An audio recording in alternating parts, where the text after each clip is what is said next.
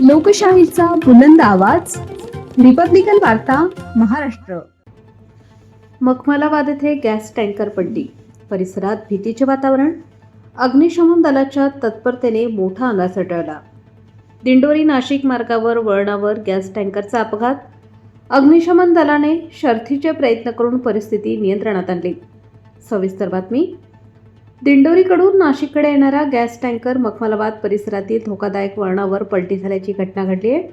या अपघातानंतर परिसरात काही काळ भीतीचे वातावरण निर्माण झाले होते. टँकरमध्ये गॅस असल्याने नागरिकांमध्ये घबराट पसरली होती. घटनेची माहिती मिळताच अग्निशमन दलाला तातडीने पाचारण करण्यात आले. अग्निशमन दलाचे केंद्र प्रमुख संजय कानडे यांच्या मार्गदर्शनाखाली अग्निशमन दलाचे जवान घटनास्थळी दाखल झाले.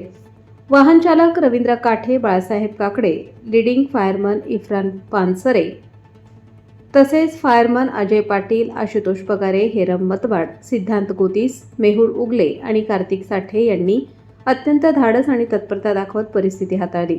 गॅस गळती होऊ नये यासाठी अग्निशमन दलाने विशेष खबरदारी घेत परिसरात सुरक्षित केला. तसेच नागरिकांना घटनास्थळापासून दूर ठेवण्यात आले.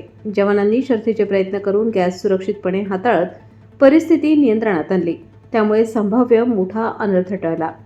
या घटनेमुळे काही काळ वाहतुकीवर परिणाम झाला होता. पोलीस आणि अग्निशमन दलाच्या संयुक्त प्रयत्नांमुळे परिस्थिती लवकरच नियंत्रणात आली. स्थानिक नागरिकांकडून अग्निशमन दलाच्या कार्याचे कौतुक करण्यात येत आहे. रिपब्लिकन वार्ता महाराष्ट्र न्यूजसाठी विशेष प्रतिनिधी आनंद आभाडे, Nashik.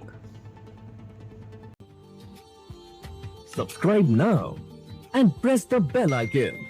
Never miss an update.